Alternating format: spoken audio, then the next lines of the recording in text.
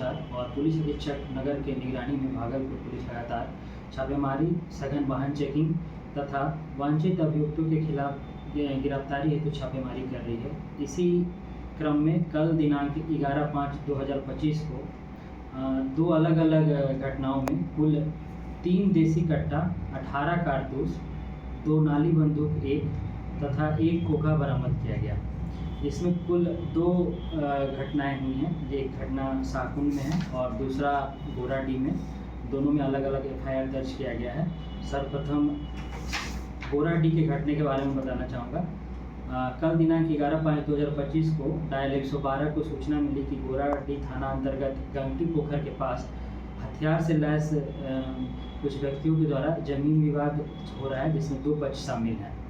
जिसे त्वरित कार्रवाई करते हुए डायल 112 टीम को के द्वारा थानाध्यक्ष को सूचित किया गया और थानाध्यक्ष ने तुरंत बड़ियों को सूचित किया गया और पुलिस उपाधीक्षक विधि व्यवस्था के नेतृत्व में एक टीम गठन किया गया। गठित टीम के द्वारा तुरंत कार्रवाई करते हुए घटनास्थल पर पहुंचे और वहां से कुल 5 व्यक्तियों को हिरासत में लिया गया, जिनके पास से एक देसी कट्टा 2 नाली बंदूक 1, जिंदा कारतूस 16 जब्त किया गया। गिरफ्तार हुए व्यक्तियों का विवरण इस प्रकार है। मनोज यादव उर्फ मंटू प्रसाद यादव, पिता स्वर्गीय झंगुरी यादव, जयकृष्ण यादव, पिता परमानंद यादव, राजकिशोर यादव, पिता स्वर्गीय भूदेव यादव, सोमनाथ कुमार, पिता मनोज यादव उर्फ मंटू प्रसाद यादव, सौरभ यादव, पिता महेश यादव, सभी गंगटी के रहने वाले हैं, थाना गोराडीह। इस टीम के सदस्य में सब इंस्पेक्टर आदर्श कुंदन गोराडीह थाना जो कि प्रभारी थाना अध्यक्ष के रूप में कार्य कर रहे थे।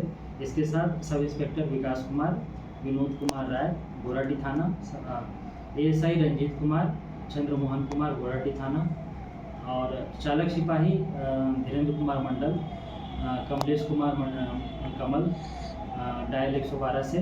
इसके अलावा अभिनव कुमार, चिंटू कुमार, सत्येंद्र कुमार भी शामिल थे। इसके साथ वज्रा टीम के विधि व्यवस्था अनुमंडल के वज्रा टीम के सिपाही भी शामिल थे। दूसरा घटना जो है साकुन थाना अंतर्गत का है, जहाँ पे कि छापेमारी के दौरान जिसमें कि गुप्त सूचना मिली थी, एक व्यक्ति के यहाँ से एक लोडेड कट्टा जो है जब्त किया गया। गिरफ्तार हुए व्यक्तियों का नाम भूटो यादव है, पिता सुरजी यादव, साकिन बल्हा, थाना साकुन। और इस छापेमारी में टीम के सदस्य थे सब इंस्पेक्टर जयनाथ सरन, पुलिस निरीक्षक जयनाथ सरन, थानाध्यक्ष साकुन, sub inspector Devkaran Singh, sub inspector Manoj Kumar, हवलदार सूर्यदीप राम, सिपाही हर्ष कुमार, संजीव कुमार, महिला सिपाही विद्या भारती। धन्यवाद।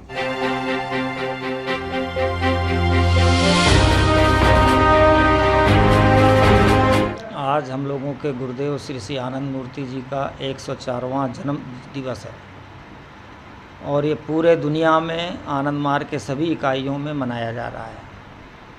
भागलपुर बहुत पुराना यूनिट है। आनंद मार्ग का प्रारंभिक प्रचार भागलपुर से हुआ है। आनंद मार्ग की स्थापना 1955 में जमालपुर में हुई थी और उसी समय से हम लोगों के गुरुदेव भागलपुर में आनंद मार्ग की विचारधारा का प्रचार स्वयं किए। आज सैकड़ों अनुयायी लोग यहाँ उपस्थित हुए थे। हर्षोल्लास के साथ जन्म दिवस मनाया गया। कीर्तन, भजन, प्रभात संगीत के साथ अन्य कार्यक्रम हुए। आनंद मार्ग के पास सभी चीज़ का विकल्प है। सामाजिक और आर्थिक क्षेत्र में जो अभाव है पूरे दुनिया में, एक विषमता है, गरीबी है।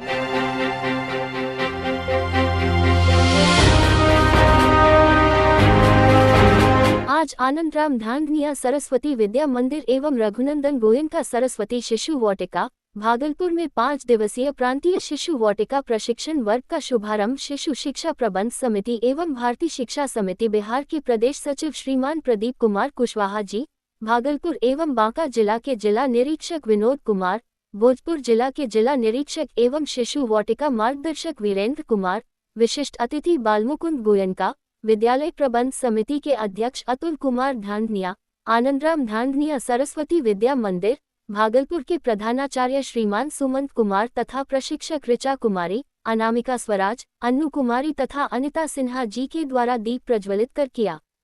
सुमंत कुमार जी ने आगत अतिथियों का स्वागत एवं सम्मान अंग वस्त्र एवं पुष्प गुच्छ भेंट कर किया। वीरेंद्र कुमार जी ने कार्यक्रम का प्रस्तावना प्रस्तुत किया। विशिष्ट अतिथि बालमुकुंद गोयनका जी के द्वारा आशीर्वचन प्रस्तुत किया गया। मुख्य अतिथि उद्बोधन प्रदेश सचिव श्रीमान प्रदीप कुमार कुशवाहा जी के द्वारा हुआ। उन्होंने कहा कि बालकों का सर्वांगीण विकास, उसमें पारिवारिक भाव का विकास, राष्ट्रीय शिक्षा नीति का प्रतिपादन कैसे हो, विद्या भारती के द्वारा निर्धारित 12 व्यवस्थाओं का प्रतिपादन प्रत्येक स्कूल में कैसे हो, साथ ही साथ शिशु वाटिका में पढ़ने वाली आचार्य का बौद्धिक विकास कैसे हो, वह अनुकूल कैसे हो, बालकों के निर्माण में उनकी भूमिका कैसी हो, इन सभी बिंदुओं पर विस्तार से चर्चा किया। उन्होंने 5 दिवसीय इस प्रशिक्षण से प्राप्त अनुभवों को अपने विद्यालयों में लागू करने की भी आशा एवं अपेक्षा किए। मंच संचालन जिला निरीक्षक भागलपुर श्रीमान विनोद कुमार जी के द्वारा संपन्न हुआ। और ये प्रांत स्तरीय शिशु वाटिका प्रशिक्षण वर्ग था। और आपको बता दें कि आज समाज के अंदर संयुक्त परिवार का जो है विघटन हो जा रहा है, संयुक्त परिवार टूट रहा है। अब पति पत्नी को ही अब समाज माना जाने लगा है, परिवार माने जाने लगा है। और उस स्थिति में बालक को जो घर में जो स्नेह मिलना चाहिए दादा दादी का, माता पिता का, वो इस भौतिकतावादी युग में समय में नहीं मिल रहा है। प्रतियोगितापूर्ण समय है आज, इसमें आधुनिक काल चल रहा है, इसमें नहीं मिल रहा समय। तो उस परिवार के प्रेम को, स्नेह को पूरा करने के लिए विद्या भारती शिशु वाटिका के बैनर तले शिशु वाटिका के द्वारा, शिशु वाटिका पद्धति के द्वारा 12 शैक्षणिक व्यवस्था के द्वारा वह 5 दिनों का ये प्रशिक्षण वर्ग लगाई है। ये हमारे जो भैया बहन परिवार के अंदर स्नेह, प्रेम, लाड़ प्यार नहीं पा रहे हैं, वो विद्यालय में प्राप्त करें। और बालक का जो 5 ज्ञानेंद्रियाँ है, 5 कर्मेंद्रियाँ है, वो दोनों का यानी 10 का विकास हो। जो राष्ट्रीय शिक्षा नीति में 360 डिग्री का जो विकास की बात की गई है, वो समग्र विकास का एक जो संकल्पना है, जो कल्पना वो पूर्ण हो। इसलिए ये 5 दिनों का जिस शिशु वाटिका का वर्ग लगाया गया। परिचय बता दीजिए। प्रदीप कुमार कुशवाहा, प्रदेश सचिव विद्या भारती दक्षिण बिहार। विद्या भारती योजना के तहत अपना जो भारतीय शिक्षा समिति और शिशु शिक्षा प्रबंध समिति के जो विभिन्न विद्यालय चल रहे हैं और उसके अंतर्गत जो अपना शिशु वाटिका योजना जो चल रहा है वो और क्रियान्वयन की दृष्टि से उसका सुदृढ़ीकरण और कैसे हो, इसके ऊपर ये 5 दिन का यहाँ पर वर्ग लगा है। और इस 5 दिन के वर्ग में NEP जो 2020 है, राष्ट्रीय शिक्षा नीति 2020 जो आई, उसकी पूरी संकल्पना के अनुसार इन विद्यालयों के जो दीदी जी आई हैं उनको प्रशिक्षण दिया जाए ताकि इस नई शिक्षा नीति को अपने विद्यालय में जाकर के पूर्णतया लागू कर सकें। इसका उद्देश्य ये है। कितनी संख्या में दीदी लोग आई है, कहाँ से? ये पूरे बिहार से आए हैं, मैंने पूरा जो दक्षिण बिहार, जैसे आप उधर रोहतास ले लीजिए, भोजपुर ले लीजिए, गया, औरंगाबाद, पटना, नालंदा, इधर मुंगेर, भागलपुर, ये समस्त जगहों से ऐसे दीदी जी लोग हैं। क्या फ़ायदा मिलेगा बच्चों को, मान लीजिए जो रिटायर्ड होके जाएंगे? देखिए, हर प्रशिक्षण का अपना एक उद्देश्य होता है। तो इस प्रशिक्षण का भी एक उद्देश्य है कि how to make them skilled in the field of primary level education. तो उसके लेवल पर यदि हम जो काम करने वाले लोग हैं उनको स्किल्ड करते हैं तो वो जाहिर सी बात है कि जहाँ पर वो जाएंगे उसका इम्प्लीमेंटेशन करेंगे, और जब इम्प्लीमेंटेशन करेंगे तो उसका एक अच्छा फ़ायदा मिलने वाला है बच्चों को। ठीक है, परिचय दे दें पूरा। मेरा नाम बता दिए थोड़ा सा। हाँ, मेरा नाम सुमंत कुमार है और मैं आनंद राम ढंढानिया सरस्वती विद्या मंदिर का प्रधानाचार्य हूँ। और आप लोगों के शहर में मैं पिछले लगभग 10 महीने से रह रहा हूँ। अच्छा है, विद्यालय का और समाज का काफ़ी अच्छा हो। जो है विद्या भारती ने NEP 2020 के तहत 12 व्यवस्था को जोड़ा है, जिसमें पहली जो व्यवस्था है यहाँ वो चित्र पुस्तकालय है। चित्र पुस्तकालय में चित्रों के माध्यम से बच्चों को पठन पाठन कार्य कराया जाता है, उनको प्रोजेक्ट दिया जाता है, जो भी उनके चैप्टर्स होते हैं उसके अनुसार उनकी सारी क्रिया आधारित जो शिक्षा होती है वो दी जाती है। बच्चे वहाँ आते हैं और लाइब्रेरी में जैसे कि हमको बुक्स मिलता है, हम पढ़ते हैं, वैसे बच्चे लोग भी यहाँ आकर के किताब देखते हैं लाइब्रेरी में, और इससे उनका जो भी पठन का कार्य है वो समृद्ध होता है। इस तरह से कलाशाला है, कलाशाला में हमारे बच्चे जो है वो उनका हैंड मसल डेवलपमेंट होता है। इसमें हम लोग रंग का कार्य कराते हैं। 3 वर्ष के बच्चों का हैंड जो है मसल डेवलपमेंट के लिए हम लोग इसमें ठप्पा कार्य, मिट्टी कार्य या रंग कार्य, इससे बच्चों की मांसपेशियां जो होती है, हाथों की उंगलियां, वो मजबूत होती है, ताकि वो जब आगे कक्षा में जाते हैं तो उनकी उंगलियां मजबूत होती है, तो उनको पेंसिल पकड़ने में सुविधा होती है। तो हमारा मसल डेवलपमेंट का कार्य जो होता है वो कलाशाला में होता है। कार्यशाला में किसी भी कलाकृति को इसमें कोई भी डेवलपमेंट किया जा सकता है, जैसे कि हम रंगमंच यानी किसी तरह से हम एक्ट कर सकते हैं, किसी चीज़ को हम जैसे कि मिट्टी का कार्य कर सकते हैं या फिर पेपर से कार्य कर सकते हैं, तो इसमें कोलाज कार्य कर सकते हैं। इसमें कार्यशाला में हम विभिन्न प्रकार की हाथ से कलाकृतियाँ बनाते हैं। इसमें कार्यशाला में रंग का कार्य भी हो सकता है या गायन का भी कार्य हो सकता है, उसमें भी कुशलता, हमको क्रिएटिविटी इसमें डेवलपमेंट है। इसमें मैं अनीता सिन्हा, यहाँ शिशु आनंद राम ढांढानिया सरस्वती विद्या मंदिर, और मैं शिशु वाटिका की प्रभारी हूँ यहाँ पर, और यहाँ का कार्य देखती हूँ। भारती का जो उद्देश्य है 0 से 5 वर्ष के शिशु के लिए किस प्रकार से उसका समग्र विकास है, क्योंकि वैज्ञानिक मान्यता है कि 0 से 5 वर्ष के बच्चे का विकास लगभग 85% हो जाता है। इस दृष्टिकोण से विद्या भारती ने शिशु वाटिका योजना की स्थापना की और उसमें 12 शैक्षिक व्यवस्थाओं को जोड़ा गया, जिसके द्वारा छोटे बच्चों को सर्वांगीण विकास के लिए कई विधाओं में शिक्षा दी जाती है और ये ज्ञान प्राप्त करके हमारे छोटे शिशु ज्ञानवान हो जाते हैं। इस प्रकार से ये विद्या भारती की योजना है। धन्यवाद। परिचय वीरेंद्र कुमार, प्रांतीय शिशु वाटिका मार्गदर्शक। कौन सा स्कूल है? आनंद राम ढांढानिया सरस्वती विद्या मंदिर भागलपुर। ठीक।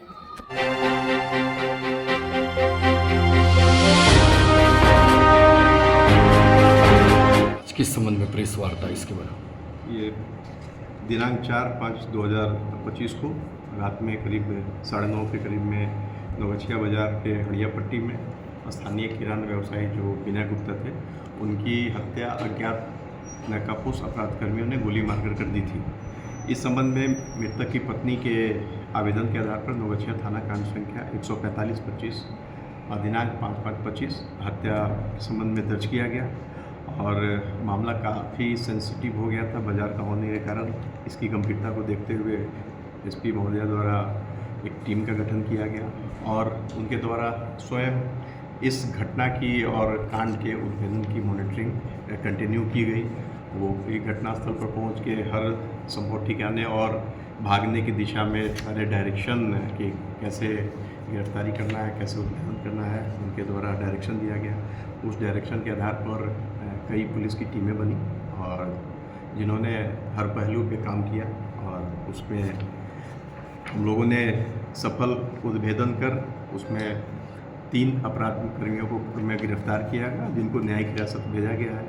उनके स्वीकारोक्ति बयान पे ये बात प्रकाश में आई कि इनकी हत्या मृतक के बड़े भाई जो विपिन गुप्ता हैं, इनके द्वारा ही करीब 3-4 महीना पहले सुपारी दी गई थी जो 6 लाख में दी गई थी और उनके द्वारा ही शूटर से और षड्यंत्र रच के करवाई गई। और ये घटना के समय यहाँ से दूसरे स्टेट भागे हुए थे और इन्हें जब इस कांड में इनके भाई की संलिप्तता की जानकारी हुई तो उस समय ये उड़ीसा में थे। उड़ीसा टीम भेजी गई और उन्हें पूछताछ के लिए उड़ीसा से यहाँ नवगछिया लाया गया।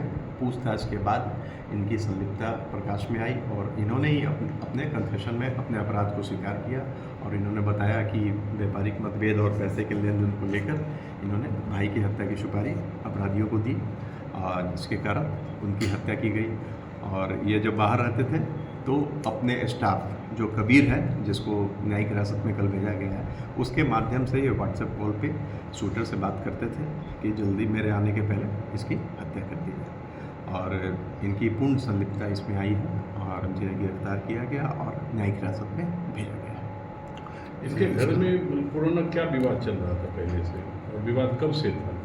ये आपसी लेन देन का विवाद जब बंटवारा हो गया था करीब 3-4 साल पहले, उस समय से लेन देन को लेकर विवाद चल रहा था, और जो आपस आमने सामने इनका किराना का दुकान था तो कस्टमर को लेकर विवाद चलता था, जिसके लेके तू मैं होते रहती थी, और ये झगड़ा को आगे बढ़ गया और बड़े भाई को लगा कि हमारे व्यवसायिक प्रतिस्पर्धी हो जाएंगे, इन्होंने शूटर के साथ बच्चे को लेकर के क्या तनाव था?